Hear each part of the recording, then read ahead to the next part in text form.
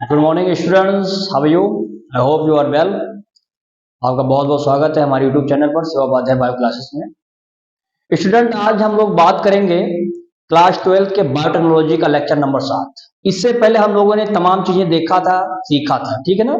आज हम लोग बात करेंगे कि जीन का जो ट्रांसफर होता है, या जैसे मान लीजिए जो जीन ऑफ इंटरेस्ट होता है, हमने इससे पहले देखा कि किस तरह से हम उसका रिकॉम्बिनेंट बनाते थे, कैसे उसको किसी वेक्टर के सहारे, चाहे वो प्लाज्मिड था चाहे वो बैक्टीरियोफेज था, कैसे उसके सहारे हम ले जाकर के होस्ट में क्या करते थे, भेज देते थे। एवरीथिंग आप जानते थे। लेकिन मामला ये उठा कि जो एनिमल सेल होते हैं, यानी जो यूकैरियोटिक सेल होते हैं, उसमें कैसे हम जीन को कैसे ट्रांसफर करेंगे।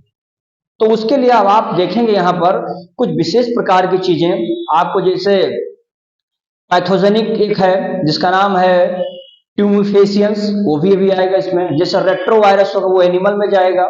ऐसे तमाम चीजों का डिस्कशन आज हम यहाँ पर करेंगे। तो आइए देखते हैं इसमें vector for cloning gene in the plant and animal, यानी प्लांट और एनिमल के अंदर जीन को कैसे ट्रांसफर करते हैं, इसकी बारे में हम लोग आज चर्चा करेंगे। यहाँ पे देखते हैं, फिर इसमें देखेंगे एक लाइन है agrobacterium, agrobacterium tumefaciens, faciens is a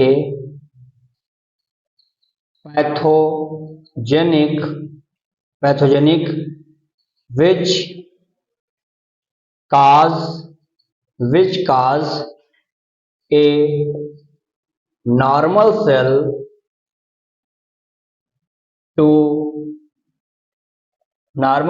into tumor cell.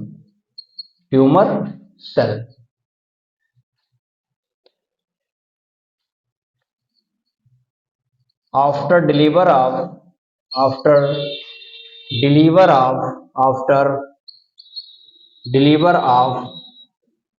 their DNA is called, इसको हम लोग क्या बोलते हैं? After deliver of this DNA is called tDNA। यानी इसमें जो एग्रोबैक्टीरियम ट्यूमिफेसियंस है, यह एक पैथोजेनिक है जो क्या करता है, बहुत सारे, एक लाइन और लिख देता हूं यहां पर, DNA to transform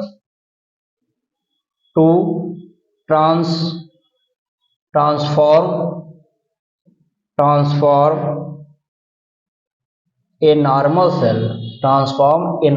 cell, to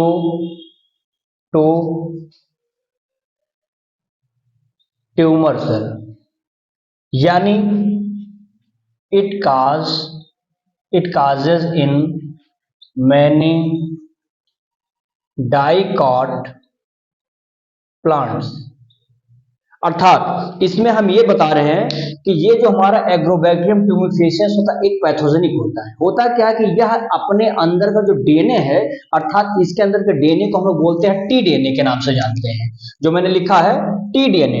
इस टी डीएनए को क्या करता है, वो ट्रांसफर करता है किसमें, बहुत सारे ऐसे डाइकोटिलिडन्स प्लांट होते हैं, तो उस डाइकोटिलिडन्स प्लांट में क्या करता है, डाइकॉट प्लांट के अंदर वो क्या करता है, इन्फेक्शन करता है, तो उसके अंदर अपने डीएनए को ट्रांसफर कर देता है, जिससे एक नॉर्मल सेल अगर ये है किसी प्लांट में, तो यह नॉर्मल सेल धीरे धीरे किसमें चेंज हो जाएगी, कैंसरस में, नहीं सॉरी ट्यूबरस में, ट्यूबर बन जाएगा इसमें।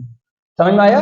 तो कैसे एक नॉर्मल सेल को ट्यूबर में कन्वर्ट करना है, इसके बारे में हम देखते हैं agrobacterium tumefaciens, specially in the case of the plant when it transfer their DNA, it is called as the T DNA. When entered in the plant cell, a normal cell has converted into the tumor cell। Is it clear? Now second point, similarly हम देखेंगे इसी तरह, जैसे like देखेंगे यहां पर retro viruses in animals of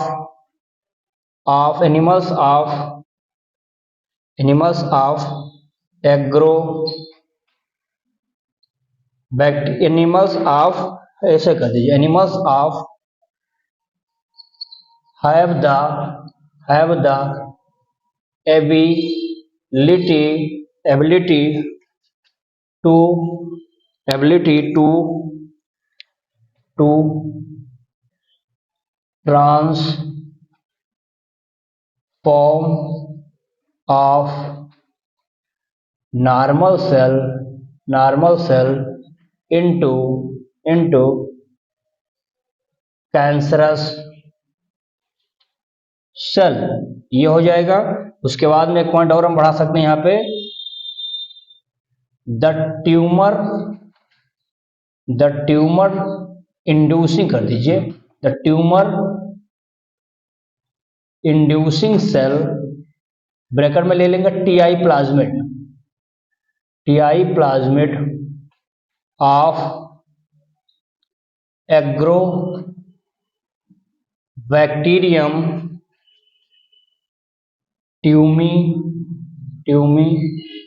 tumefaciens has now been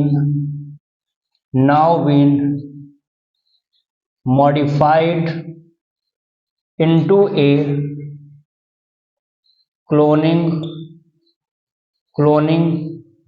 vector which is no more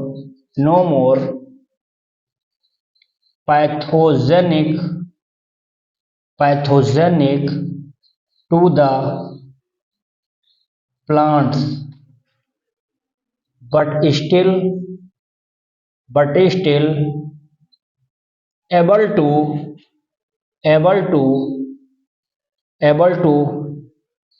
use of mechanism to deliver gene of interest plants like retroviruses used deliver gene into animals। अर्थात इसमें देखिए क्या कहना चाह रहा है बेटा, ये कह रहा है कि जैसे हमने आपको यहाँ बताया कि अपने टीडीएनए को ट्रांसफर करता है किसी भी प्लांट में, जिससे वो नॉर्मल सेल ट्यूमर सेल में कन्वर्ट हो जाता है। फिर मैंने कहा इट यूज डाइकोटिलिडनस प्लांट में ज्यादातर देखा जाता है। सेकंड मैंने कहा to transfer of the normal, ठीक है, normal cell into the cancerous, ये अभी बताया मैंने। अब यहाँ पे एक लाइन और देखेंगे, रेट्रोवायरस एक वायरस है, रेट्रोवायरस वो प्लांट में ट्यूमर कर रहा था, रेट्रोवायरस किसी एनिमल के नॉर्मल सेल में कैंसर क्रिएट कर देगा। तो लिखा है retrovirus in animal have the ability to the transfer of normal cell into the cancerous, यानी एक बहुत ही कह सकते हैं हेल्दी सेल कैंसर में कन्वर्ट हो गया। क्यों? क्योंकि रेट्रोवायरस ट्रांसफर करने का काम कर रहा है। फिर देखेंगे to the tumour inducing, tumour को इंड्यूस करना यानी सप्रेस करना, दबा देना, समाप्त करना वाला।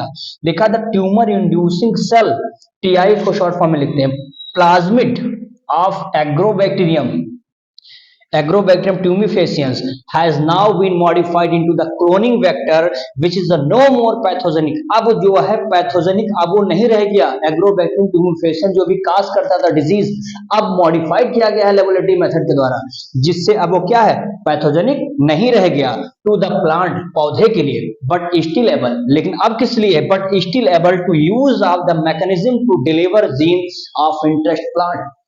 अब हम लोग यूज करते हैं उसका किस लिए, ताकि हम अपने जीन ऑफ इंटरेस्ट को, जो हम चाहते हैं जीन को, उस जीन को किसी भी प्लांट में जो हमारा डिजायर प्लांट है उसमें हम इंट्रोड्यूस कर दें। क्लियर है?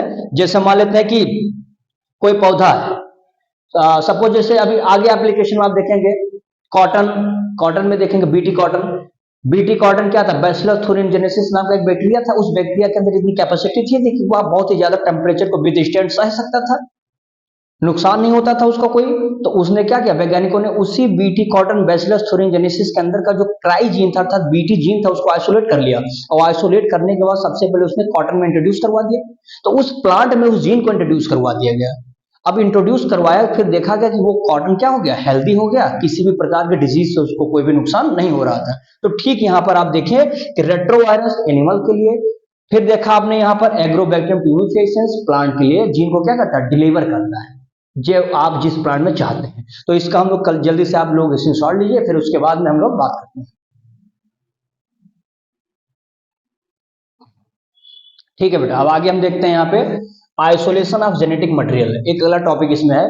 देखिए आइसोलेशन ऑफ जेनेटिक मटेरियल कैसे कहते हैं, जेनेटिक मटेरियल मतलब डीएनए, डीऑक्सीराइबोन्यूक्लिक एसिड होता है। अब आप जानते हैं कि डीएनए हमारा हमेशा फ्री नहीं होता है, वो किसी ना किसी चीज में एंगेज्ड होता है, जैसे मैक्रोमोलिक्यूल में एंगेज्ड होगा, जैसे कि आरएनए है, जैसे कि प्रोटीन होता है, जैसे कि पॉलीसेकेराइड होता है, आरएनए हो गया, ये सब आपस में क्या करते हैं, जेनेटिक मटेरियल को एंगेज करते हैं। तो हम करते क्या है कि वैसे भी हमारा डीएनए एक कवरिंग के अंदर पैक होता है, हम इस सेल वॉल को ब्रेक करें तभी तो डीएनए को प्योर चाहिए हमको। जब हम कोई काम करते हैं, कोई एक्सपेरिमेंट करते हैं, तो हमको DNA need to in pure form. अब उस प्योरिटी को जब चाहिए आपको, you have to know break down of the cell wall. अब जैसे मान लेते हैं कि आपको फंगस को तोड़ करके उसके डीएनए को बाहर करना है, काइटिनेज एंजाइम लगाइए, ठीक है ना। प्लांट सेल को ब्रेक करना है, सेलुलोज एंजाइम लगाइए। तो ऐसे हम देखेंगे अलग अलग स्थानों से किस तरह से हम उसको ब्रेक करते हैं, उसके सलवार को तोड़ने वाले जो एंजाइम्स होते हैं वो अलग हो जाते हैं। उसी के बारे में कहा गया है आइसोलेशन ऑफ जेनेटिक मटेरियल, कि हम कैसे डीएनए को आइसोलेट कर पाएंगे। उसी के बारे में मैं एक दो पॉइंट लिख देता हूं, ध्यान से देखिएगा। ऑल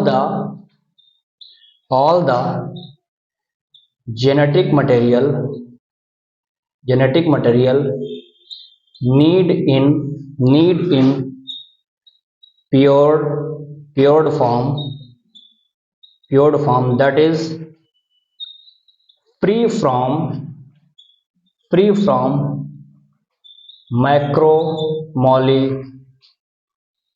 मैक्रोमोलिक्यूल यहां लिखेंगे ब्रैकेट में, चाहिए तो आप यहां लिख सकते हैं क्या, आरएनए लिख सकते हैं, प्रोटीन लिख सकते हैं, लिपिड लिख सकते हैं, पॉलीसेकेराइड लिख सकते हैं यहाँ पर।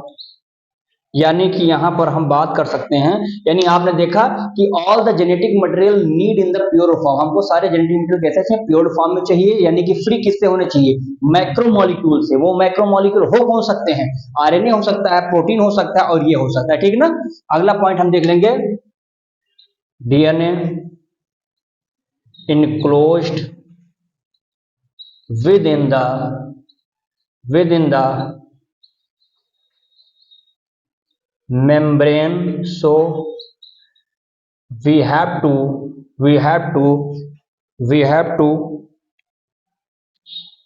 break off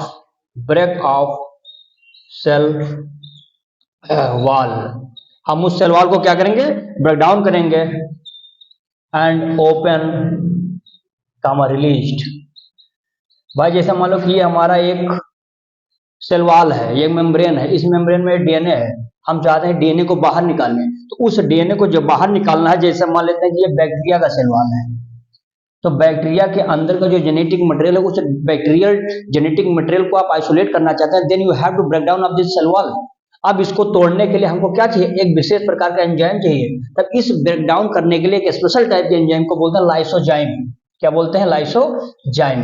तो यही चीज कह रहा है कि अलग अलग ऑर्गेनिज्म के सेल वॉल या मेम्ब्रेन को ब्रेक करना है, then you have to use the different kind of the enzyme. तो यहाँ पर मैंने लिख दिया है, तभी हम अब इस ओपन और अब इसको बाहर निकाल लीजिए आप, ये ओपन हो गया, रिलीज हो गया है, ठीक ना। जैसे मैं कुछ एग्जाम्पल लिख देता हूँ यहाँ पे ताकि आपको याद रहेगा। जैसे मैं लिख देता हूँ लाइसोजाइम, जैसे मैं लिख देता हूँ यहाँ पे क्या, सेलुलोज, जैसे मैं लिख देता हूँ काइटिनेज, जैसे यहाँ पे लिखते हैं राइबो न्यूक्लियेज, जैसे हो सकता है प्रोटीएज, ठीक ना। अब जैसे आप देखेंगे यहाँ पे, तो लाइसोजाइम किसके सेल वॉल को ब्रेक करना है, तो लिख सकते हैं, क्या लिखेंगे, the breakdown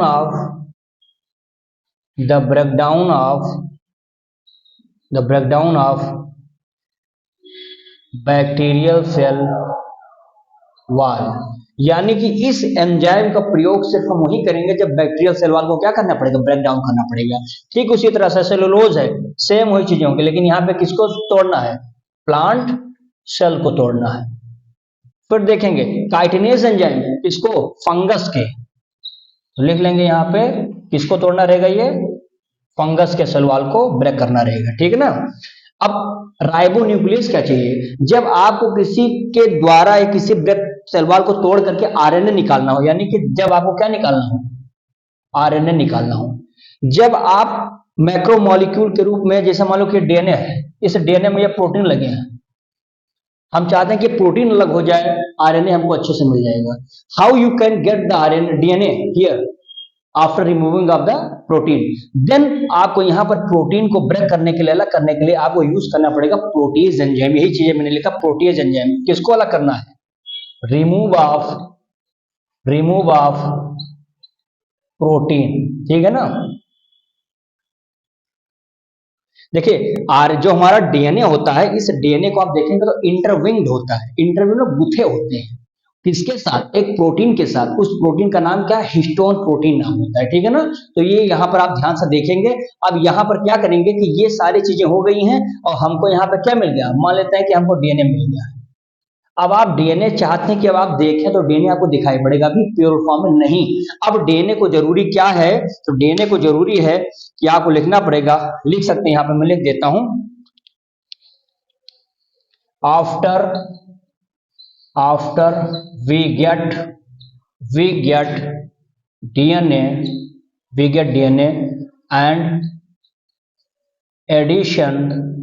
addition of chilled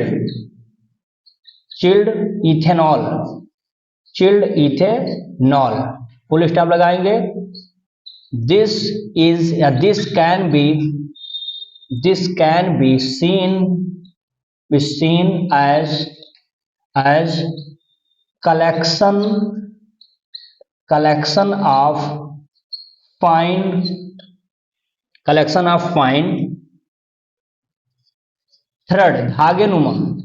thread in the suspension। अर्थात इसका मतलब क्या हुआ, मैं आपको बताने वाला हूं, देखिएगा। हमने कहा कि हमको सारे के सारे ये करने के बाद डीएनए मिल गया। अब डीएनए को हम अभी भी क्लियर देख नहीं पाएंगे, डीएनए को जरूरी क्या है। अब आपको चाहिए कि डीएनए में आप क्या एडिशन करें, क्या मिला दें, तो आपको चाहिए चिल्ड इथेनॉल। चिल्ड इथेनॉल डालने से होता क्या है कि यह नीचे जाकर के प्रेसिपिटेट बन जाएगा डीएनए, व्हाइट कलर का एक उसमें झाग दिखाई पड़ेगा, ठीक है ना। तो वही चीज मैंने लिखा, this can be seen a collection of a fine, बहुत पतले क्या, थ्रेड नुमा, धागे नुमा ऐसे संरचनाएं दिखाई पड़ेंगे इसमें। जैसे बॉटल है, इसमें आपने डाला तो यहाँ पे चिल्ड इथेनॉल डाल दिया, तो ये धागे नुमा नीचे संरचनाएं दिखाई पड़ती हैं, सस्पेंशन नीचे जमी रहती है, ठीक है ना। इसी के द्वारा हम कह सकते हैं कि जो हमारा जेनेटिक मटेरियल होता है इसको माइसोलेट कर सकते हैं। तो जल्दी से इसको आप कॉपी कर लीजिए। देखेंगे बेटा, इसमें एक हमने नोट लिख दिया है, ये नोट आपको समझा देता हूं, इंपॉर्टेंट है, तो ध्यान देना कि ये बिल्कुल इंपॉर्टेंट है, आपके बोर्ड ऑफ लेवल से देखता हूं मैं। तो note number 1, micro injection is the method in which the DNA directly, DNA को डायरेक्ट कहां पे इंजेक्ट कर दीजिए, यानी कि अंदर ठूस दीजिए, इंजेक्ट कर दिया into the nucleus of the animal cell. अब आप सोचिए कि हम कोई डीएनए है, उस डीएनए को चाहते हैं कि इस व्यक्ति के अंदर, इस एनिमल्स के अंदर हम डालना चाहते हैं, तो क्या करेंगे, आपके पास है माइक्रो इंजेक्शन होता है, माइक्रो इंजेक्शन उठाइए, डीएनए लोड करिए, गमा के उसका न्यूक्लियस में, क्लियर है मामला। तो ये काम होगा किसके द्वारा, माइक्रो इंजेक्शन के द्वारा, इन the case of the animal nucleus. Directly है, डायरेक्ट मेथड की बात मैं बता रहा हूं यहाँ पे। Now second note, in plant, अब आप चाहते हैं एनिमल के न्यूक्लियस में आपने रख दिया न्यूक्लियस में जाकर के माइक्रो इंजेक्शन द्वारा, लेकिन अगर आप प्लांट में जाएंगे, in plant cell the bombarded किया जाता है, जैसे गन नहीं होता गदगद दागते हैं, सेम वही बम्बार्डेड यहाँ पे होगा, किसके साथ, विथ हाई वेलोसिटी, बहुत ज्यादा वेलोसिटी आपको लगाना पड़ेगा, voltage should be very high, and micro particles, उसमें माइक्रो पार्टिकल्स होते हैं, किसके, गोल्ड के होंगे या टंगस्टन के होते हैं, ठीक है ना। कोटेड, उसी से क्या होते हैं जो हमारे माइक्रो पार्टिकल होते हैं, कोट होते हैं, चारों तरफ घेरे रहते हैं, जैसे पेंट चढ़ा दिया जाता है लोहे पे, कोट कर दिया गया, ठीक वैसे माइक्रो पार्टिकल्स हमारे कोटेड होते हैं गोल्ड के द्वारा या टंगस्टन के द्वारा। अब क्या करेंगे विथ द डीएनए, अब डीएनए को लीजिए और इस मेथड को क्या करेंगे, इसी मेथड से हम किसी भी प्लांट के सेल में अपने डिजायर्ड डीएनए को इंट्रोड्यूस करवा सकते हैं। This method is called as the biolistic, या इसी को जीन गन कहते हैं। ये एग्जैक्ट मैं आपको बता रहा हूं, definitely you will get in your board. क्या है, 2 ही नंबर में प्रश्न आपको मिलेंगे कि जीन गन क्या होता है, ORR माइक्रो इंजेक्शन क्या होता है, how we can introduce the desired DNA in the plants and animals directly. This question may be arises in the question in the board.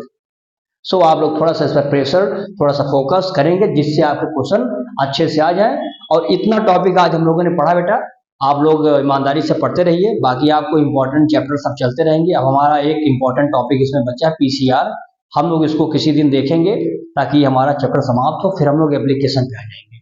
तो इतना आप लोग पढ़िए और हमारे चैनल को आप लोग सब्सक्राइब करिए, शेयर करिए, लाइक करिए, अपने फ्रेंड्स और सब लोगों से इसको बताइए, और यहाँ से आकर के ज़्यादा से ज़्यादा लोग आप जुड़िए जिससे आप लोगों को फायदा ज़्यादा से ज़्यादा हो सके। तब तक के लिए बहुत बहुत धन्यवाद, थैंक यू।